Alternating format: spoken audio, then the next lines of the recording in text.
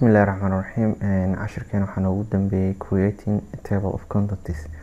Marka cashirkan waxaa ka bilaabaynaa table of contents sida loo sameeyaa. Table of contents waxaa leenahay is a list of the heading in a document. Waa listiyada documentigaaga qaybta ciwaanada marka la joogo listiyadooda. Organizing in order in which they appear. Kuwaasoo marka loo soo organize gareeyo ama loo soo hagaajiyo habka ay u muuqdaan along with their corresponding page numbers ayadoo ay la jirto ama la socdaan numberska page-ka ciwaan walba uu ku jiro. It's usually inserted at the beginning of the document and provides an overview of its content to help users navigate to specific sections. Marka waxaa la soo geliyaa inta badan qaybta hore ee documentiga kaasoo marka lagu siinayo dadka overview ku sameynaya ama dadka isticmaalaya buugaagta si ay u arkaan contentska ama specific sections ay u baahan yihiin. Waxaa leenahay sidee loo soo geliyaa creating table of contents. Click waxaa siisaa documentiga meesha aad rabtid inaad insert ku sameyso table of contents. Reference tab, table of contents group, click a table of contents button. Then select waxaad doortaa desired option ka from the menu. Figure waa kana ku soo bixi doono. Waxaad dooranaysaa noocyadan mid ka rabtid kadib waxaa leenahay okay. Insert a header or footer. Header or footer marka la soo gelinayo, when you insert a header or footer it appears on every page ayuu kasoo muuqanaya Word 2013. Includes waxaa ku jira many pre-designed header footer. Marka header iyo footer hore loo diyaariyaa ku jiro. Insert into the document kuwaasoo marka you can insert into the document kuwaasoo aad soo gelin karto documentiga.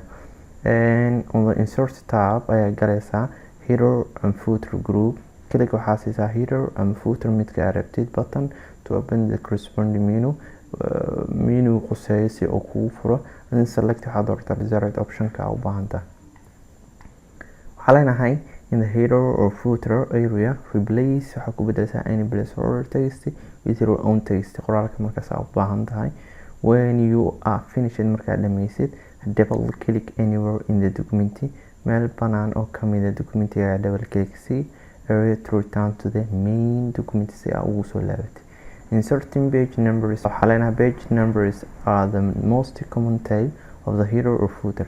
Marka page numbers waa inta ugu badan ee loo isticmaalo header iyo footerka. When you insert a page numbers you can select waxaad dooran kartaa the position and alignment of the numbers on the page. You can also sidoo kale format the numbers to suit for your needs kuwaas marka to suit your needs kuwaas marka ku habboon baahidaada. For example, you can choose waxaad dooran kartaa to have a page numbers start a value other than one. Marka waxaad dooran kartaa in uusan numbers ka bilaabin page-ka uu ka bilaabo xarfo ama wixii aad u baahantahay oo kale. Waxaa leenahay to insert page numbers marka soo gelinayso waxaa leenahay insert tab header and footer group. Click waxaa siisaa page number button. Point to the desired position. Marka waxaad doorataa desired positionka aad ka rabtid. Top ma rabtaa, bottom ma rabtaa, margins ma rabtaa, current position ma rabtaa. Markaad doonayso select the desired option from the sub menu. When you are finished markaad dhammaysid double click waxaa siisaa anywhere in the document area meel banaan oo kamid ah document area to return to the main document sida caadiga ugu soo laabatid. Sawirka waa kana noo soo muuqan doono top iyo bottom iyo margins midka rabtid ka dooro kadibna number formatka nooca rabtid ka dooranaysa ABC ma rabtaa 1 2 3 ma rabtaa oday yaqaan nooca rabtid.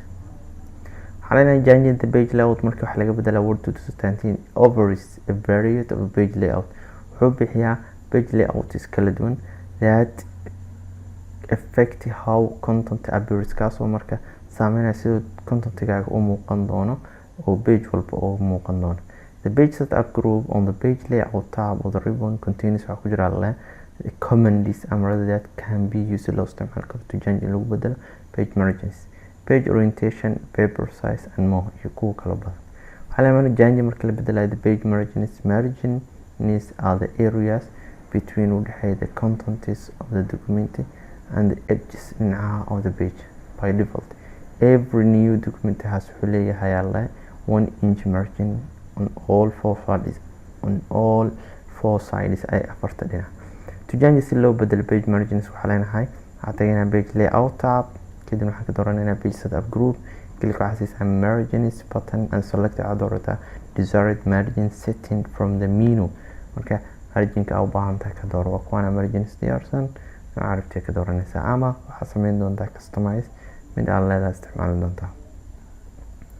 waxaa leenahay changing the page orientation marka wax laga bedelay orientation refers to waxaa lagu qeexaa whether the page is laid out horizontal landscape laga wadaa ama vertical or portrait. marka documentiga waxaa u rabtaa inaad ka dhigto jiif mise waxaa rabtaa vertical oo portrait marka landscape iyo horizontal waa jiif oo isku mid waaye, vertical iyo portraitna waxaa waaye vertical iyo portrait ayadana waxaa waaye joog. marka the default orientation is a portrait. marka orientationka defaultiga waa joog macnaha documentiga waraaqda fastiga markaad soo gasho documentiga waraaqda way taagantaa sooma jiif waa ka dhigan kartaa hadhow markaad daabacanaysid.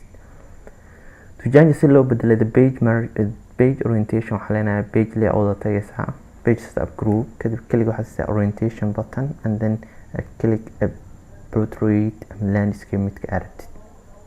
waxaa leenahay marka changing page size marka wax laga bedelo Word 2013 offers many standard page size. wuxuu leeyahay standard page sizes badan oo the default page size waxaa waa 8.5 times 11 inches. sidoo kale to change hadaa rabtid the page size inaa wax ka bedesho page layout tagaysaa page setup group, click waxaa siisaa size button and select waxaa doortaa desired page size from the menu oo u baahan tahay. pageka waa kana qaabkan u yaalaa nooca rabtid ka dooran kartaa A4 A3 A5. section kan intaanu noogu egyahay section 3 oo dhameynay waxaa bilaabi doonaa practicada. waxaan ka bilaabeynaa practicada creating table of content. table of content sida la sameeyaa table of content marka la sameeyaa waxaa muhiim marka koowaad inaad sameysid heading sida loo sameeyo hore usoo aragnay. ciwaan inaad sameysan kartid laga rabaa. waxaa leenahay heading markaad sameynaysid marka hore ciwaanka meesha aad rabtid inaad ka sameysid ayaa tagaysaa. waxaa leenahay tusaale waxaa rabaa inta inaad tago inaad heading ka sameeyo. waxaa sameyn karaa inaad dhaho meeshaan video ku dhamaanayo tag enter dheh, kadib waxaa leenahay helaad saar, kadib meesha waxaa ku qoran heading 1 haddaa ku dhufto sidaas wuxuu ku yahay heading. marka waxaa sameyn kartaa modify inaad ku sameysatid farta ama midabka inaad size-ka wax noocaas ka bedelatid. optionkaas qaas aday ku tahay waa sameysan kartaa laakiin heading sida saxda sidaana loo sameeyaa. marka haddaa rabo inaad wax ka bedesho waxaa sameynaa right click modify, kadib waxaa leenahay waxaa ka dhigataa farta nooca rabtid ka dooro, kadib waxaa sameynaysaa bold ka dhig ciwaanada intan waxaa ka dhigtaa madow iyo ribis. marka u horeeyaa saas sameynaya inta ka dambeysa uma baahani wax kale. waxaa leeyahay kaliya qoraalka ciwaanka aan u baahanahay heelaad saaraya kadibna heading 1 ku dhufo bis. haddana midka u dambeeya tag enter dheh heelaad saar kadib heading 1 ku dhufo. marka hadda ciwaan waa sameystay pageka marka koowaad oo hadda documentiga ii yaala ciwaanada. marka waxaan rabaa pageka labaad inaan geeyo pageka koowaadna documentiyada aad ka dhigto. marka heelaad saar dhammaantood waxaa leedahay control x, kadib waxaa leedahay control enter markaa dhahday pageka labaad ku keenay control v dheh ciwaanada yaa wadataa meesha ku dhigay kadibna pageka koowaad firaaq waay. waxaa leedahay marka hadeertaan waxaa soo gelinayaa table of content. waxaa rabaa inaan soo geliyo meeshaan karsarka iyaal oo banaan. waxaa rabaa marka inuu idhaho ciwaanka koowaad oo video ciwaanka labaad oo themes ciwaanka saddexaad oo reading waxay yaalaan page 2 soo maaha pageka labaad ay yaalaan inuu idhaha rabaa oo mid kasta ciwaan kastana ii sheego. waxaa leeyahay reference tab, kadib waxaa dooranaya table of content, kadib waxaa dooranaya contents. marka ku dhufto wuxuu sameeyay automatic video themes reading page numbers kana waa kana page 2 ay yaalaan. ma sameyn karaa marka update? haa, waa sameyn kartaa. maxaa leeyahay tusaale update waxaa ku sameyn karaa haddii magaca ka bedelo, pageka meesha uu yaalo ka bedelo, qoraal kusoo daro, bataan pageka isbedelaan, waxyaabahaas dhan automatic hal mar bedeli kartaa. uma baahnid mar labaad inaad sameysid. waxaa leenahay tusaale hadda ciwaanka koowaad, pageka koowaad kaligiisa ii yaalo, qaybtan qoraalaa soo gashtay, kadibna qoraal markaa soo gashtay wuxuu tagay pageka labaad ayaa wuxuu tagay ciwaanka, pageka xiga wuxuu tagay ciwaanka labaad. haddana intaa qoraal soo gashtay kadibna pageka saddexaad uu tagay ciwaanka saddexaad, pageka u dambeeyo tagay ciwaanka u dambeeyo oo saddexaad. waxaa leenahay marka table of content ayaa joogta soo ma. waxaa rabaa marka inaa isbedelkii hadda u dambeeyay la sameeyay update ka dhigo. waxaa leenahay table of content click si gudihiisa, kadib waxaa ku dhufataa update. update markaa ku dhufato kadib wuxuu kusoo soo saari doonaa labadan option. ma waxaa rabtaa dhammaan tableka mise waxaa rabtaa page numberska kaliya? waxaa dhahayaa pageka dhammaantiis ii bedel. okay, update ka dhig. wuxuu sameeyey marka video themes reading page numberskooda waa 2 iyo 3 iyo 4. sababtoo page 1 anaga table of content ka dhigana soo ma.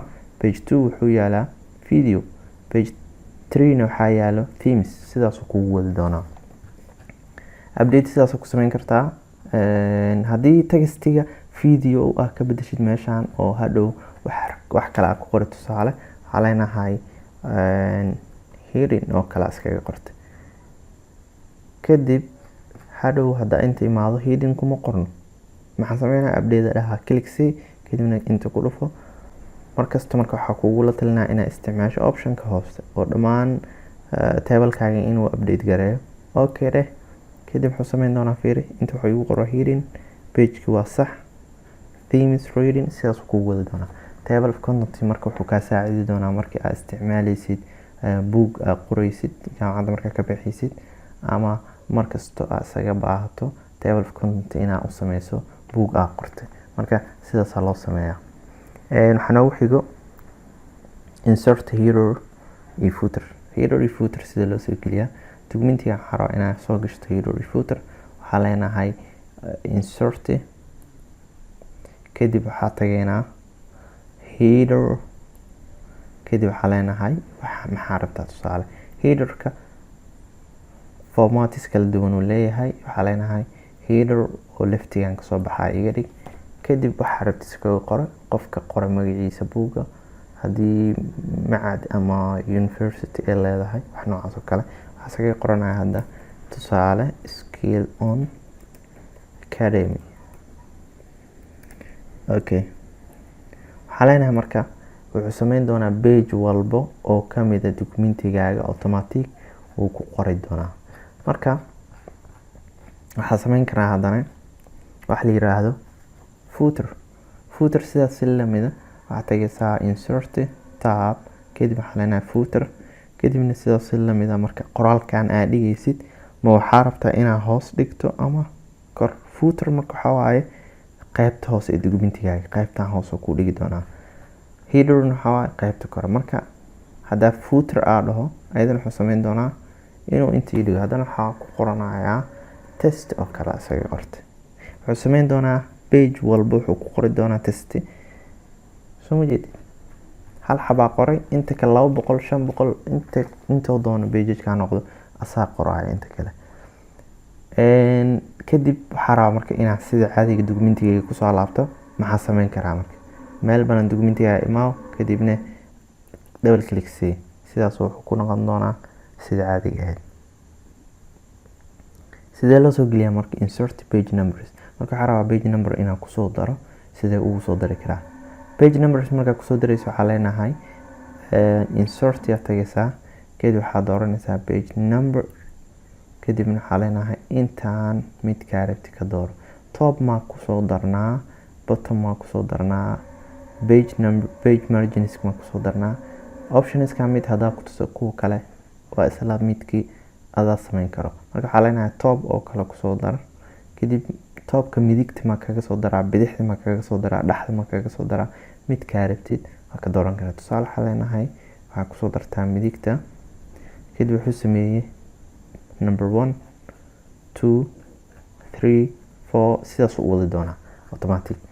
ka waran marka number 1 2 3 marabi waxaa rabaa in aan ka dhigo ABC oo kale. waxaa leenahay right numbers, page numbers imaaw, kadib waxaa ka doorataa format, kadib waxaa leenahay soo fur halkan, kadib waxaa ka dhiganaa tusaale haddii aad isticmaaleysid numbers caadi iyo haddaa isticmaaleysid ABC waa kana ka dooro, kadibna okay leh wuxuu sameyn doonaa ABCDFG sidaas inuu kaaga dhigo sida caadiga serieska iskugu xigaan. marka qaabkaasaa oga dhigi kartaa. changing page layout, sidee wax loogu bedelaa page layout-ka. okay, marka waxaa rabaa haddana sida caadiga ahayd inaan ku laabto. waxaa leeyahay documentigayga meel banaan imaaw, double click see. okay, waxaa rabaa marka page layout sidee wax loogu bedelaa. page layout waxaa leenahay page layout aad galaysaa, kadibna waxaa sameyn kartaa in aad marginska wax ka bedesho, inaad wax ka bedeshid orientationka, paper size-ka inaad wax ka bedeshid iyo qaybo lamid. okay, waxaa leenahay margins imaaw, margins markaa imaadid waxaa leenahay normalka waa midka noo saaran. haddaan rabno inaan ka bedelno waxaa dhigi karnaa tusaale narrow.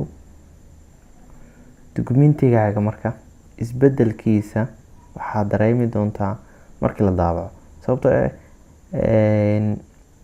markasta wuxuu noo sheegayaa dilinta buluuga ah ee gudaha ku jirta documenti kasto, qoraalka documentiga ku jiro kasoo dhex muuqan doona. hadda tusaale haddaa dhaho normal ka dhig wuxuu keena qaybta dhexda, haddaa dhaho narrowna wuxuu sameyn doonaa geesaha ilaa micnaha xoogaa qaybta dhexda documentiga iskugu joogaaye geesaha u kala siki oo deeqsi sidaas si lamid oo kale aad sameyn kartaa. waxaa kaloo sameyn kartaa inaad dhahdo custom oo cabirka aad rabtid inaad soo gelisid, top bottom left right dhammaan inaad soo gelisid, kadibna okay aad dhahdo. hadda wuxuu sameyn doonaa marka isbedelka intaan ka arkaysaa, kadibna caadi uu kugu soo muuqan doonaa. okay aad leedahay. waxaa leenahay laakiin sida defaultiga waa normalkaas inta badan la isticmaalaa. changing the page orientation, orientationka pagekaaga sidee wax loogu bedelaa. haddeertan documentiga waa joog jiif rabaa inaan ka dhigo. waxaa leenahay page layout soo gal, isla page setup group, kadibna orientation.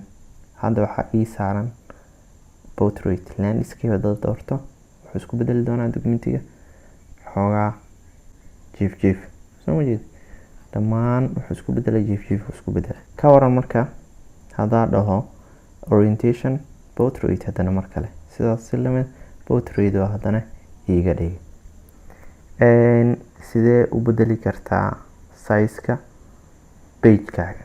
waxaa leenahay soo imaaw inta, kadibna letter ii dooran sooma. hadda letter 8.5 times 11 inches cabirka aheyd waaye. waxaa dhihi karaa A4 iiga dhig. A4 haddaa ka dhigtid sidaanuu noqonayaa. haddaa dhahdid A3 iiga dhig sidaanuu noqon doona, wuu ka weynaan doonaa. marka cabirku ka yaryaho ka weyn yahay. A5 wuu kasii yaryahay A4. marka haddaa dhaho A4 iiga dhig sidaanuu ka dhigi doonaa. marka cabirkaa rabtid size-ka waraaqdaa dooran kartaa. cashirkeena intaas ku ekeen doonaa. waa mahadsantihiin.